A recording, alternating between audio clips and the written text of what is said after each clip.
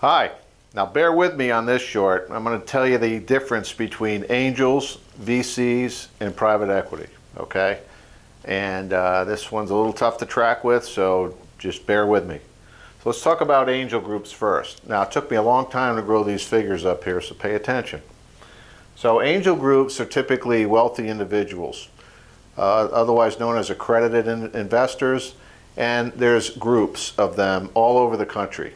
Go to the Angel Capital Association's website. They have a great directory by state of different groups in different areas. Find the one near you and establish a relationship with them. They're well-meaning members of our community and they have a few bucks. And what they like to do with their money is invest usually in local small businesses that need capital. That's known as an angel group. And there's tons of them out there. So these people, usually a lot of them are dentists and doctors. You'll find a lot of dentists and doctors in these groups. Or they're people that come from wealthy families. Or I have found that about 25% of them are former entrepreneurs that sold their businesses, have some capital now, and now invest in other businesses. So usually using these figures as to make an example, the green person is you, okay? You're the entrepreneur and you go talk to these people. And with angel groups, it's more of a one-on-one conversation. So you want to go talk to these groups and usually you want to win at least one of these people over, right? And they become kind of your advocate for the group. And then eventually you have an opportunity to pitch to that group. And your job then is to become part of the small percentage of folks that they want to give checks to. Okay, and usually how that works is after you've won a lead investor over, they will rally on your behalf. And what usually happens is there'll be another couple of angels in the group that want to participate in the deal, and a subset of that group becomes your investors. They write individual checks out of their checkbooks and put those checks together, and they hand them to you after they negotiate terms. That's how an angel group works, okay?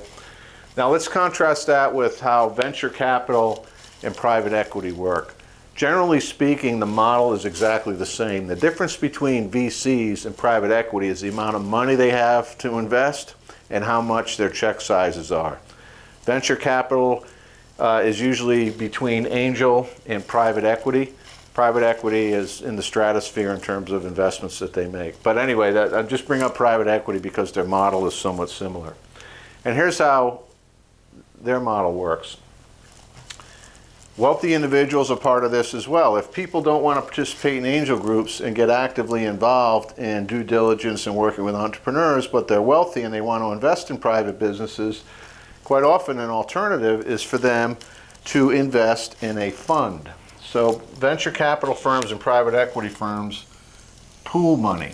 So they pool money from investors and they raise funds. Like you'll hear a VC say that we're raising Freedom Fund 5, right? And they usually call the fund something, and they will go to their investor base and raise money for that fund. Oftentimes it's in the amounts of like $50 million and up to hundreds of millions of dollars in the fund.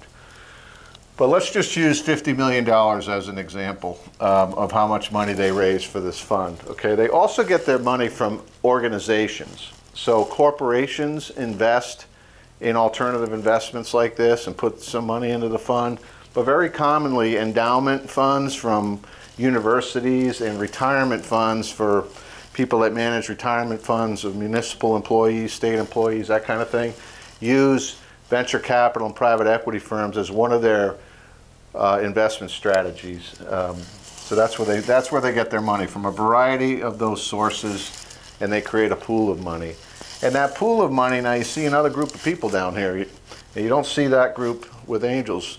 This group are the people that work for the VC or the private equity firm. Those firms have a staff that are paid to assess investment opportunities. So when you go talk to a VC firm or a private equity firm, most people listening to me right now are probably going to go talk to a VC firm. If anybody, you're going to be talking to the staff at the VC firm and try to win that staff over as being worthy of an investment on behalf of the firm. So what the firm's job then is to take the money out of the pool and invest it into a portfolio of investments that then exhausts the money from the fund. So that's the basic difference. Now let's drill down on this one on the right a little bit more. Here's how they make money. So angels make money based on investing in your company, and then you sell the company someday. And usually they're looking at 5 to 7 years for you to sell your company. And that's the primary way they get their money back. Okay? Same kind of thing here. These organizations are looking for you to sell your company in 5 to 7 years as a way to replenish the fund.